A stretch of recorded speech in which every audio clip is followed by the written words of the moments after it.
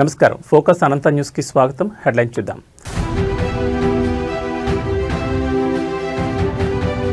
సంజీవని ప్రాజెక్టులో పౌరుల digital health రికార్డులు. వైద్య ఆరోగ్య శాఖపై సచివాలయంలో సీఎం చంద్రబాబు సమీక్ష.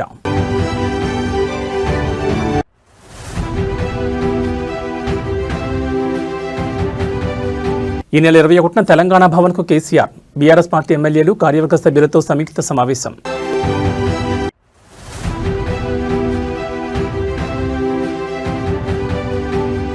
తెలంగాణలో బీజేపీలో కలకలం రేపిన లీకుల వ్యవహారం.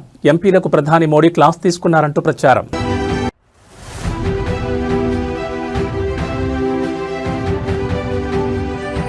నేషనల్ హెరాల్డ్ కేసులో సోనియా, రాహుల్ గాంధీకి ఊరట. ఈడీ ఛార్జ్షీట్ను కొట్టేసిన ఢిల్లీ రౌజ్ ఎవెన్యూ కోర్టు.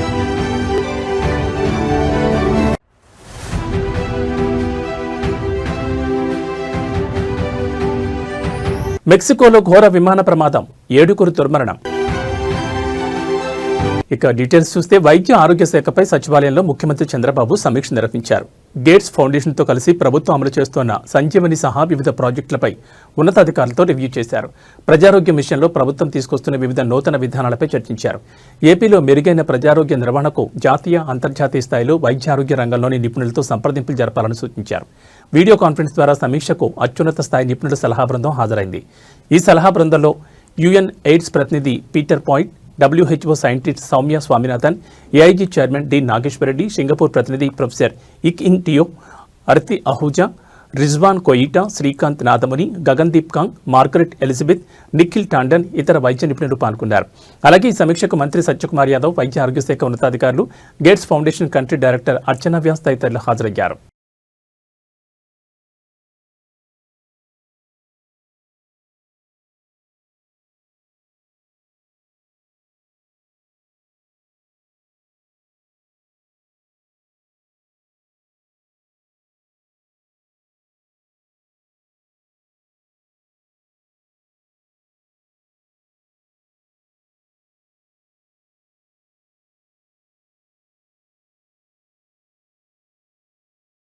ప్రధాని మోడీతో జరిగిన తెలంగాణ బీజేపీ ఎంపీల భేటీలో వివరాలు లీక్ కావడంపై కేంద్ర మంత్రి కిషన్ రెడ్డి సీరియస్ అయ్యారు. తెలంగాణ ఎంపీలకు ప్రధాని క్లాస్ తీసుకున్నారని తప్పుడు ప్రచారం చేశారని అసహనం వ్యక్తం చేశారు.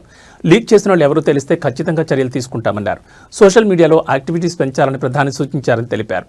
తెలంగాణలో పార్టీ బలోపేతానికి ప్రధాని సలహాలిచ్చారని చెప్పారు. ఇక ప్రధాని మోడీపై కాంగ్రెస్ అగ్రనేత రాహుల్ గాంధీ చేసిన వ్యాఖ్యలపై కిషన్ రెడ్డి తీవ్రంగా మండిపడ్డారు. ఓట్ చోరీ సభలో రాహుల్ గాంధీ చేసిన వ్యాఖ్యలు అనైతికమని ఫైర్ అయ్యారు. ప్రధానమంత్రి స్థాయిని తగ్గించే విధంగా మాట్లాడుతున్నారని ఆగ్రహం వ్యక్తం చేశారు. లోక్సభ ప్రతిపక్ష నేతగా రాహుల్ గాంధీ ఉండడం దేశానికి దురదృష్టకరమని విమర్శించారు. రాహుల్ గాంధీ ఏదైతే వ్యాఖ్యలు చేశారో అది నరేంద్ర మోడీ గారిని మాత్రమే విమర్శించడం కాదది దేశంలో ఉన్నటువంటి 140 కోట్ల మందిని విమర్శించినట్టు. వారి యొక్క వ్యాఖ్యలు ఒక ప్రధానమంత్రి లాంటి వ్యక్తికి మరి ఈ రకంగా స్థాయి తగ్గించేటువంటి ప్రయత్నం, అనైతికంగా మాట్లాడేటువంటి ప్రయత్నం రాహుల్ గాంధీ చేస్తా ఉన్నారు. ఇది చాలా దురదృష్టకరము. ఈ మాత్రం ఏం మాట్లాడాలో, ఏ విషయాలు మాట్లాడాలో మరి అవగాహన రాహిత్యంతో, మరి దుందుడుకు విధానంతో మరి ఒక ప్రతిపక్ష నాయకుడు ఈ రకంగా మాట్లాడము, మరి ఈ రకమైనటువంటి కనీస అవగాహన లేనటువంటి వ్యక్తి ఈ దేశానికి ఒక ప్రతిపక్ష నాయకుడుగా రాహుల్ గాంధీ ఉండడము మన దురదృష్టకరం అని చెప్పి సందర్భంగా భావిస్తా ఉన్నాం. ఈ నెల 19న జరగాల్సిన బీఆర్ఎస్ఎల్వి పార్టీ రాష్ట్ర కార్యవర్గ సంయుక్త సమావేశం వాయిదా పడింది. బీఆర్ఎస్ అధినేత కేసీఆర్ ఆదేశాల మేరకు డిసెంబర్ 21న ఈ సమావేశం నిర్వహించనున్నట్లు పార్టీ సీనియర్ నేత హరీష్ రావు వెల్లడించారు. ఈ నెల 19వ తేదీతో పార్లమెంట్ సమావేశాలు ముగియనున్న నేపథ్యంలో బీఆర్ఎస్ పార్లమెంట్ సభ్యులు కూడా ఈ సమావేశంలో పాల్గొనడం కోసం వాయిదా వేయడం జరిగింది. ఈ నెల 21న కేసీఆర్ అధ్యక్షతన తెలంగాణ భవన్ వేదికగా నిర్వహించే బీఆర్ఎస్ రాష్ట్ర కార్యవర్గ సమావేశంలో గౌరవ పార్లమెంట్ సభ్యులు, శాసనమండలి సభ్యులు, శాసనసభ్యులు పాల్గొనున్నారు. కృష్ణా గోదావరి జలాల విషయంలో రాష్ట్రానికి జరుగుతున్న అన్యాయంపై 10 ఏళ్ల బీఆర్ఎస్ ప్రభుత్వం చేపట్టిన నీటిపారుదల ప్రాజెక్టులను నేటి కాంగ్రెస్ ప్రభుత్వం ముందుకు తీసుకుపోవడంలో చూపిస్తున్న నిర్లక్ష్య వైఖరిపై ఈ సమావేశంలో చర్చ జరగనుంది. గోదావరి, కృష్ణా జలాలను కొల్లగొడుతున్న ఆంధ్రప్రదేశ్ రాష్ట్ర దోపిడీని అడ్డుకోవడంలో రాష్ట్ర కాంగ్రెస్ ప్రభుత్వం ఘోరంగా విఫలమైంది. ఈ క్రమంలో తెలంగాణ ప్రజల రైతాంగ సాగునీటి హక్కులను కాపాడుకోవడానికి మరో ప్రజా ఉద్యమం తప్పదని బీఆర్ఎస్ భావిస్తోంది. ఏపీ జలదోపిడీపై తెలంగాణ ప్రజా ఉద్యమాలు ఎలా చేపట్టాలనే అంశంపై పార్టీ విస్తృత స్థాయి సమావేశంలో పార్టీ నాయకులతో కలిసి అధినేత కేసీఆర్ లోతుగా చర్చించనున్నారు. విలేకరు మిత్రులు దయచేసి there is no confusion, I am straight. Kaleshwaram, అసలు కాళేశ్వరం గురించి, ఆ ప్రాజెక్టు గురించి వీళ్ళకు తోక తెలియదు, నా తొండం తెలియదు. ఇప్పుడు ఉన్నోనికి ఏమీ తెలియదు, ఇంటికి కూడా తెలియదు. కోపం వస్తుంది, బాధ కలుగుతాయి. ఏమైందండి దానిలో? మేడిగడ్డ బరాజులో దానికి 3 బరాజులు ఉన్నాయి, మేము కొత్తగా కట్టినాయి. సైడ్లో కూడా ఉన్నాయి. సైడ్లో వచ్చి కలిసేటువంటి రివర్లెట్స్ ఏవైతే ఉంటాయో వాటిని కూడా చాలా ఇసుకలనే కడతాం. వాటికి పిల్లర్స్ ఉంటాయి. మొత్తం ఆ రివర్లెట్స్ కోసం కట్టినటువంటి ఉపనదుల మీద కట్టేవి కానీ, మెయిన్ గోదావరి మీద కట్టేవి కానీ, అన్ని బ్యారేజీల మీద కలిపి 300 చిల్లర ఉంటాయి. ఇది పిల్లర్స్ బ్రహ్మాండంగా 3 బ్యారేజీలలో కలిపి దాదాపు 200 చిల్లర గేట్లు ఉంటాయి. అంత పెద్ద పని అది. దాని తర్వాత ఒక్కొక్క పంప్ హౌస్ మొన్న వీళ్ళు ఒత్తిరు కదా, నందిమేడారంల వరద కాలువలో నీళ్ళు పోయడానికి. కాళేశ్వరం అయిపోయింది, మరి ఆ పంప్ ఎందుకు వచ్చినావు? మరి నేను అడుగుతా ఉన్నా, ఎట్లా వచ్చినాయి నీళ్ళు? మరి ఎందుకో వచ్చే కాళేశ్వరం లేనిదే వచ్చినాయా? మేమేం చేసినాం? మీలాగా లత్కోర పని చేయలే. మేము కడుతుంటే కాళేశ్వరం ప్రాజెక్టు కడతా ఉంటే 2 బ్యారేజీలు తెలంగాణ కాంగ్రెస్ నాయకుల యొక్క అసమర్థత వల్ల సమైక్య పాలకులు పెండింగ్లో పెట్టిన దశాబ్దాల తరబడి.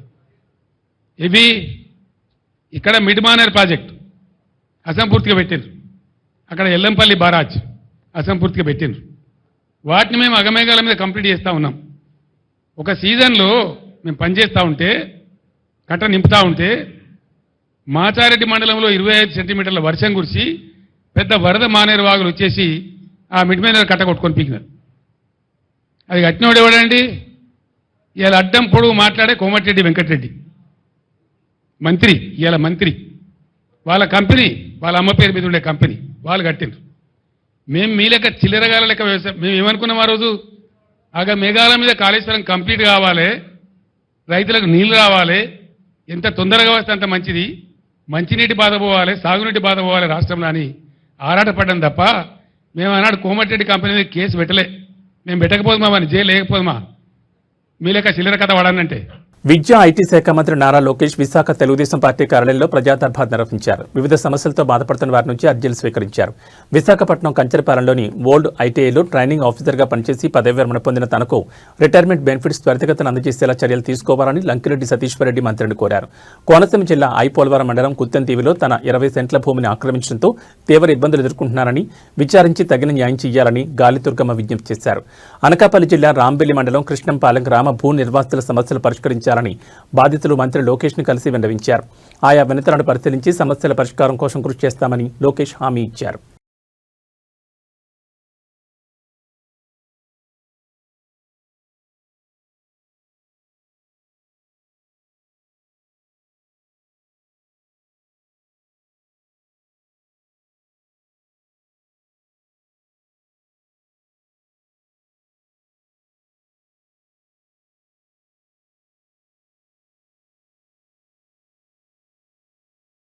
ఎల్లారెడ్డి నియోజకవర్గంలోని సోమార్పేట గ్రామంలో జరిగిన దాడిలో తీవ్రంగా గాయపడి సికింద్రాబాద్ యశోద ఆసుపత్రిలో చికిత్స పొందుతున్న బీఆర్ఎస్ నాయకులు బిట్ల బాలరాజు, ఆయన భార్య గంజి భారతిలను బీఆర్ఎస్ వర్కింగ్ ప్రెసిడెంట్ కేటీఆర్ మంగళవారం పరామర్శించారు.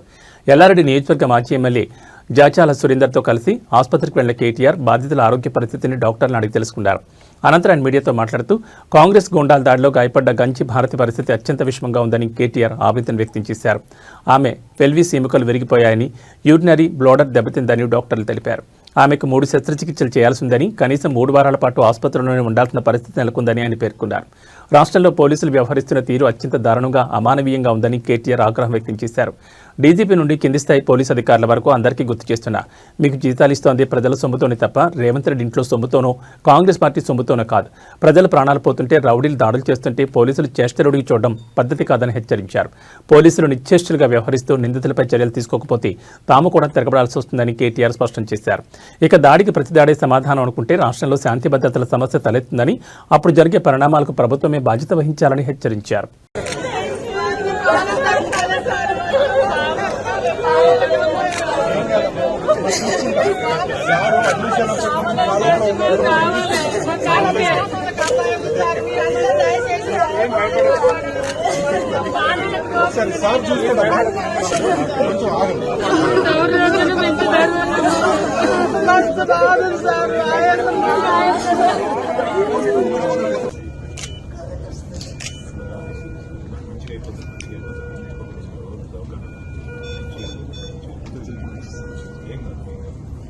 డాక్టర్ గారు చెప్పిండు ఏం కాదు, మంచిగా అయిపోతావు, భయపడతావు.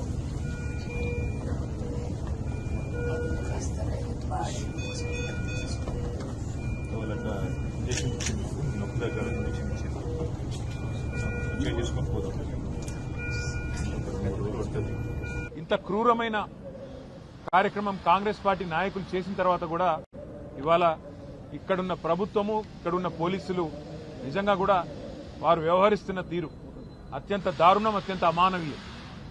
నేను పోలీసు వాళ్ళకు గుర్తు చేస్తా ఉన్నా, ముఖ్యంగా డీజీపీ గారికి, అదేవిధంగా సీనియర్ అధికారులుగా ఉండే ఐపీఎస్ అధికారులకు నేను గుర్తు చేస్తా ఉన్నా.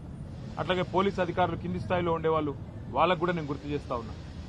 మీకు జీతం ఇస్తున్నది, మీకు జీతాలు ఇస్తున్నది ప్రజల సొమ్ముతో తప్ప కాంగ్రెస్ పార్టీ సొమ్మో రేవంత్ రెడ్డి ఇంట్లో సొత్తో మీకు జీతం ఇవ్వట్లేదు.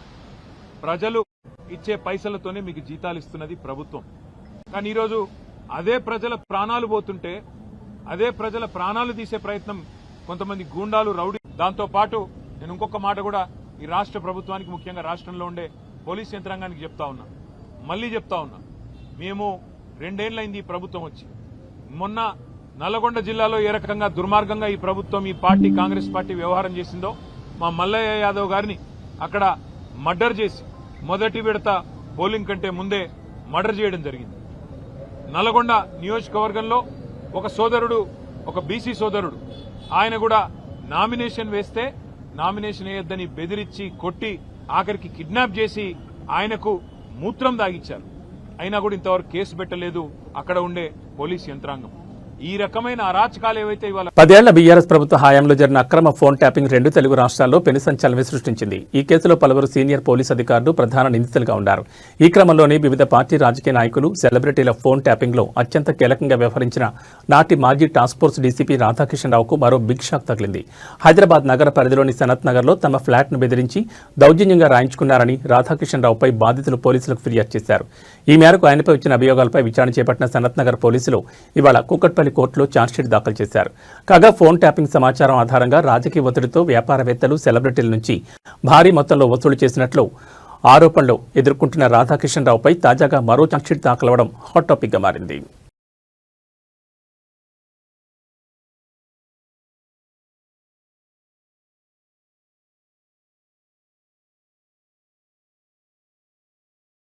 టీటీడీ పరకామణి చోరీ కేసు విచారణ సందర్భంగా ఏపీ హైకోర్టు కీలక వ్యాఖ్యలు చేసింది. టీటీడీలో ఆధునిక టెక్నాలజీ, ముఖ్యంగా కృత్రిమ మేధని వినియోగంలోకి తీసుకురావాల్సిన అవసరం ఉందని స్పష్టం చేసింది.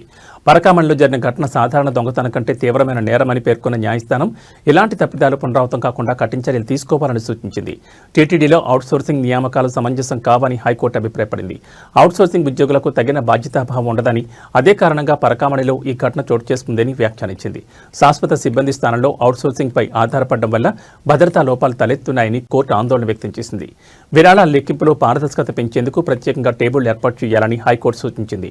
అంతేకాకుండా విరాళాల కౌంటింగ్ ప్రక్రియలో భక్తులను కూడా ఎందుకు భాగస్వాములుగా తీసుకోకూడదని ప్రశ్నించింది. అయితే ఆగమన శాస్త్రం ప్రకారం భక్తుల మనోభావాలు దెబ్బతినకుండా జాగ్రత్తలు తీసుకోవాల్సిన అవసరం ఉందని పేర్కొంది. ఏదైనా తప్పిదం జరిగితే వెంటనే అప్రమత్తమయ్యేలా విజిలెన్స్ అధికారులు అలర్ట్ టెక్నాలజీని అమలు చేయాలని ఆదేశించింది. కౌంటింగ్ ప్రక్రియలో హ్యూమన్ ఇంటర్ఫరెన్స్ ను సాధ్యమైనంత వరకు తగ్గించి పూర్తి స్థాయిలో టెక్నాలజీని వినియోగించాలని స్పష్టం చేసింది. ఈ మేరకు టీటీడీ యంత్రాంగం తగిన చర్యలు తీసుకోవాలని సూచించింది. చివరిగా ఈ కేసు తదుపరి విచారణను శుక్రవారానికి వాయిదా వేస్తూ ఏపీ హైకోర్టు ఆదేశాలు జారీ చేసింది.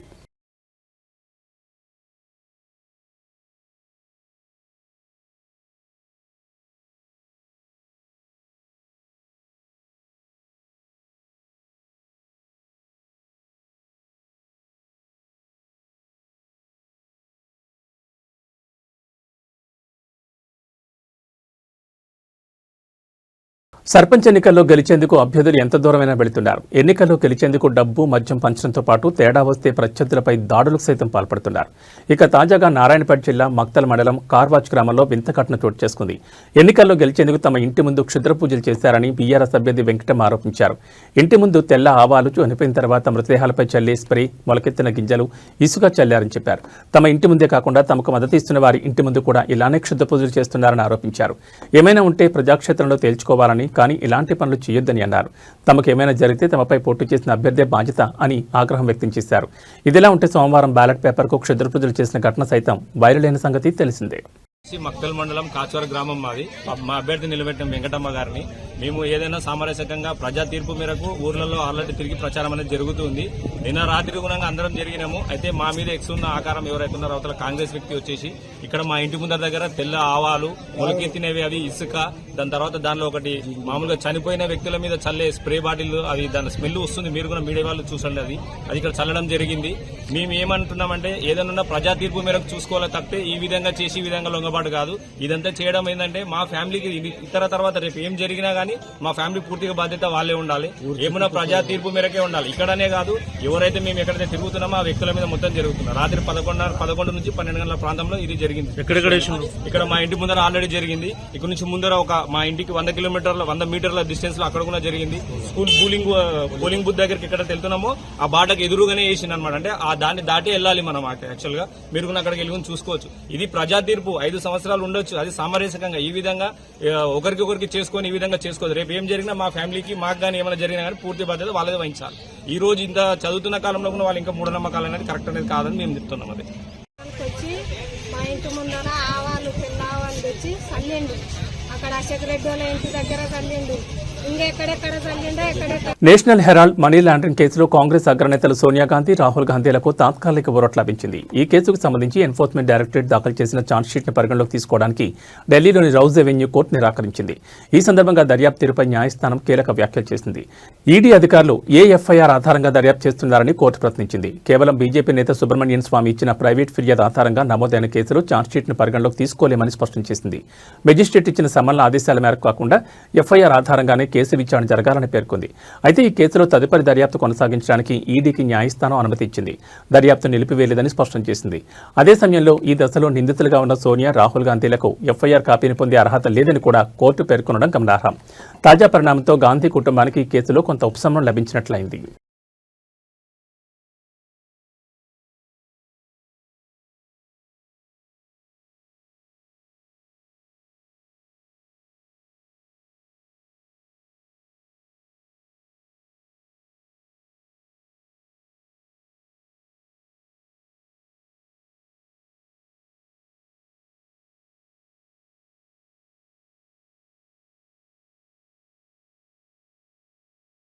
ఉత్తరప్రదేశ్లో ఇవాళ తెల్లవారుజామున జరిగిన ఘోర రోడ్డు ప్రమాదంలో మృతుల సంఖ్య 13కు చేరింది. ఢిల్లీ ఆగ్రా ఎక్స్ప్రెస్ రహదారిపై పొగమంచు కారణంగా 7 బస్సులు 3 కార్లు ఒకదాన్నొకటి ఢీకొన్నాయి. ఈ క్రమంలో మంటలు చెలరేగాయి. ఈ ప్రమాదంలో తొలుత 4 మృతి చెందినట్లు అధికారులు ప్రకటించగా క్రమంగా మృతుల సంఖ్య 13కు చేరింది. ఈ దుర్ఘటనలో పలువురికి గాయాలు కాగా వివిధ ఆసుపత్రుల్లో చికిత్స పొందుతున్నారు. ప్రమాదం జరిగిన ప్రాంతంలో పోలీసులు, ఫైర్ సిబ్బంది రెస్క్యూ ఆపరేషన్ ముగిసింది. ఈ సందర్భంగా మధుర రూరల్ ఎస్పీ సురేష్ చంద్ర రావత్ మాట్లాడుతూ ప్రమాదంలో డెడ్ బాడీలు పూర్తిగా కాలిపోవడంతో కుటుంబ సభ్యుల నుంచి శాంపిల్ స్వీకరించి DNA పరీక్షలు నిర్వహించనున్నారు. అనంతరం మృతదేహాలను గుర్తించి వారికి అప్పగించనున్నట్లుగా ఎస్పీ స్పష్టం చేశారు. 4 बस है, 4 1 2 3 तो पीछे एक उधर है, 4 पैसेंजर निकल गए. देखो किधर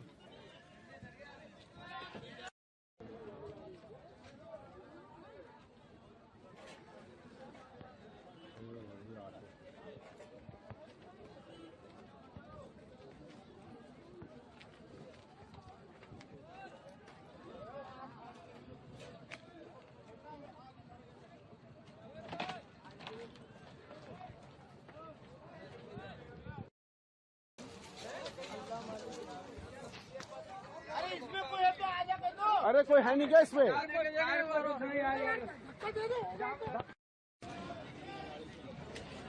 वीडियो बनाने से कुछ होगा थोड़ा मदद करो लोगों यार. आगे भी हैं. आदमी बच जाए यार, बाकी तो नुकसान. टायर वायर फटे लगे नहीं, फट गए टायर तो फटे थे अपनी.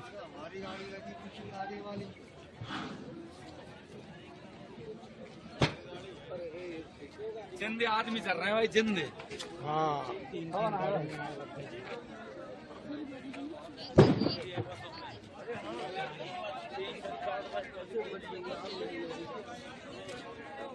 पहले बैठा. क्या बात हो गई चौधरी साहब, क्या बात हो गई आगे? कितनी बसें होंगी लगभग? మెక్సికోలో ఘోర విమాన ప్రమాదం చోటు చేసుకుంది. అత్యవసర ల్యాండింగ్ చేసేందుకు ప్రయత్నిస్తూ ఓ ప్రైవేట్ విమానం కుప్పకూలిన ఘటనలో 7 దుర్మరణం పాలయ్యారు. ఈ విషయాన్ని Mexico state civil protection coordinator Adrian Hernandez అధికారికంగా ధృవీకరించారు. మెక్సికో సిటీకి పశ్చిమాన సుమారు 50 కిలోమీటర్ల దూరంలో ఉన్న టోలుకా ఎయిర్పోర్టుకు సమీపంలోని శాన్ మార్టియో అటెంకో అనే పారిశ్రామిక ప్రాంతంలో ఈ దుర్ఘటన జరిగింది.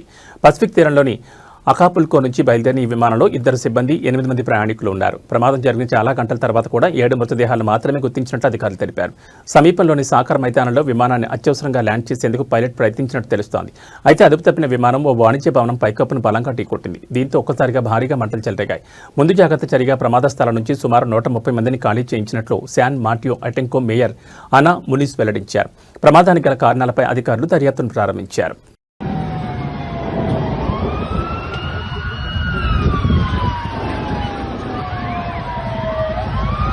మెగా కుటుంబ కోడలు ప్రముఖ వ్యాపారవేత్త ఉపాసనకు అరుదైన గౌరవం దక్కింది. బిజినెస్ టుడే సంస్థ అందించే most powerful women in business అవార్డును ఉపాసన అందుకున్నారు. ఈ విషయాన్ని ఆమె స్వయంగా సోషల్ మీడియా వేదికగా అభిమానులతో పంచుకున్నారు. ఈ అవార్డు తనకు లభించడం ఎంతో గర్వంగా, ఎంతో బాధ్యతను గుర్తు చేసే విషయమని ఆమె పేర్కొన్నారు. అయితే ప్రస్తుతం గర్భవతిగా ఉన్న కారణంగా అవార్డు ప్రధాన కార్యక్రమానికి ప్రత్యక్షంగా హాజరు కాలేకపోయానని ఉపాసన వెల్లడించారు. ప్రయాణం చేయలేని పరిస్థితిలో ఉన్నందున ఈ కార్యక్రమానికి దూరంగా ఉండాల్సి వచ్చిందని తెలిపారు. అయితే ఈ గుర్తింపు తమ సంస్థకు, తమ టీంకు మరింత ప్రేరణ ఇస్తుందని ఆమె పేర్కొన్నారు. మానసికంగా, శారీరకంగా సానుకూల మార్పును తీసుకురావడమే తమ లక్ష్యమని, ఈ అవార్డు రోజు మరింత మెరుగ్గా పనిచేయడానికి ప్రోత్సహిస్తుందని ఉపాసన తన పోస్టులో తెలిపారు. వ్యాపారవేత్తగా రాణిస్తూనే అపోలో హాస్పిటల్స్ గ్రూప్ బాధ్యతలను సమర్థంగా నిర్వర్తిస్తున్న ఉపాసన కుటుంబ బాధ్యతలను కూడా సమతుల్యంగా చూసుకుంటున్నారు.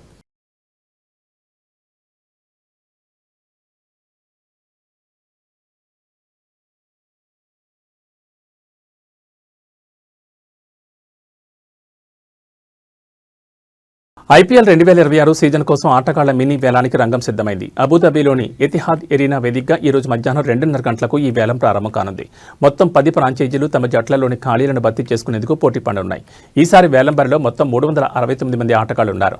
Cameron Green, Venkatesh Iyer, Liam Livingstone వంటి స్టార్ ప్లేయర్లపై ఫ్రాంచైజీలు భారీ మొత్తాలు వెచ్చించే అవకాశం ఉందని విశ్లేషకులు అంచనా వేస్తున్నారు. ఇక 3 సార్లు ఛాంపియన్గా నిలిచిన కోల్కతా నైట్ రైడర్స్ అత్యధికంగా 64.3 కోట్ల పౌస్తో వేలంలోకి అడుగుపెడుతోంది. ఆ తర్వాత చెన్నై సూపర్ కింగ్స్ వద్ద 43.40 కోట్లున్నాయి. 10 ఫ్రాంచైజీలు కలిపి మొత్తం 77 స్లాట్లను భర్తీ చేయాల్సి ఉండగా వాటి వద్ద 237.55 కోట్లు అందుబాటులో ఉన్నాయి. సన్ రైజర్స్ హైదరాబాద్ 10 స్లాట్లను భర్తీ చేయాల్సి ఉండగా వారి వద్ద 25.50 కోట్ల పౌస్ ఉంది. మరోవైపు ముంబై ఇండియన్స్ అత్యల్పంగా కేవలం 2.75 కోట్ల పౌస్తో వేలంలో పాల్గొనుండడం గమనార్హం.